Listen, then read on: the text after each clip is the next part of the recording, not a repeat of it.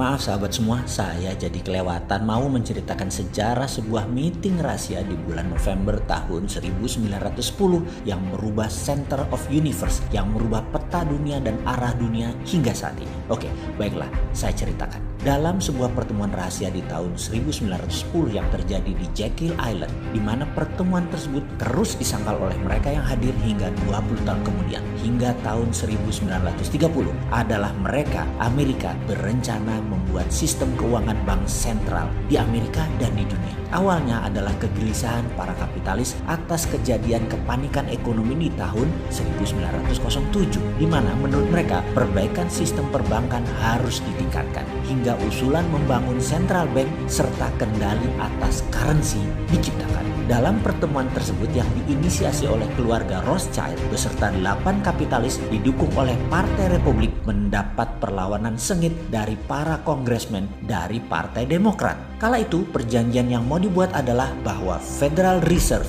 milik swasta dan Partai Demokrat menentang keras pernyataan tersebut. Baik, kita lompat sebentar. Federal Reserve nantinya akan mempunyai beberapa sistem bank yang bisa mencetak uang. Sabar ya, sabar. Panjang hal itu kalau diceritakan. Secara singkat, kembali ke Jekyll Island. Pertemuan tersebut secara teknis ternyata tidak menghasilkan apa-apa, hanya pertentangan. Lalu, entah kebetulan atau tidak, 80% anggota Kongres Partai Demokrat yang menentang sistem swasta Federal Reserve tersebut dan dolarisasi ikut tenggelam di kapal Titanic. Dan kita semua tahu siapa pemodal Titanic. Iya betul, Rothschild. Setelah terjadi kevakuman di Kongres karena korban di kapal Titanic tersebut, Partai Demokrat yang paling menderita dan resolusi sistem Federal Reserve tetap didorong dalam rapat Kongres dan akhirnya ditandatangani secara quorum sesuai dengan pertemuan rahasia di Jekyll Island tersebut, dan semuanya yang terbanyak adalah Partai Republik. Oke, kita sudah mulai terbayang gambarannya ya.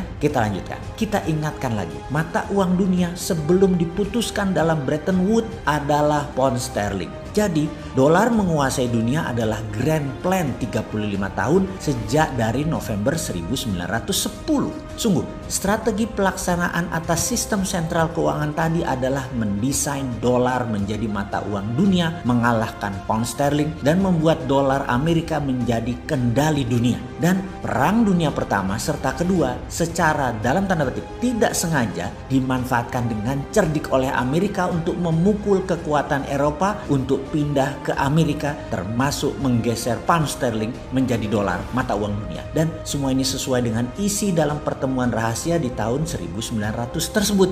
Sebuah grand plan that changed Amerika serta dunia. Sekarang menyambung informasi dalam video atau tulisan sebelum ini, bagaimana membuat Indonesia berdaulat, jadi sudah mulai terbayang. Belum? Kok nemen sih sampean ini dul.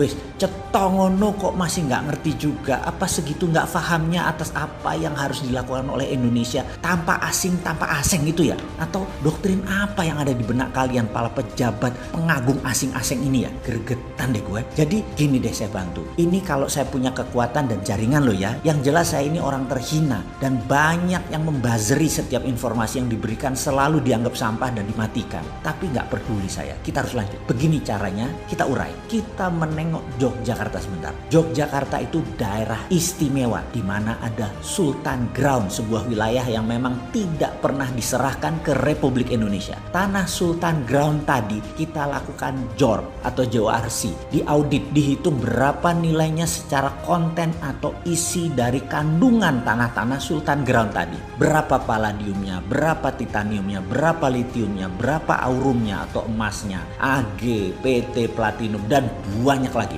Lalu diterbitkan sebuah nilai asli dari nilainya aset atas nama Ngayogyakarta Hadiningrat. Angka tersebut bisa dalam rupiah, bisa dalam dolar. Monggo diatur dewe. Lalu surat berharga tadi, SWF Sovereign Wealth Fund Jogja tadi, 30%-nya dibeli oleh pemerintah Indonesia. Katakanlah nilainya 2.000 triliun rupiah. Dan untuk membayarnya, pemerintah Jogja memberi diskon 30%. Cukup bayar sekitar 1.400 triliun rupiah ke Mataram Jogja, Anda sudah dapat Sovereign Wealth Fund tadi. Lalu SWF tadi dipegang Bank Indonesia, dipakai dengan kalkulasi present value, ditarik future value-nya hingga saat ini, katakanlah 10 tahun lagi nilainya naik 100%. Maka BI cetak uangnya 2.000 kali 2, yaitu 4 4.000 triliun dolar. Yang 1.400 triliunnya buat beli aset SWF tadi ke Ngayog Yogyakarta Hadiningrat. Yang 2.600 dolar sisanya pakai untuk membangun proyek industri produktif.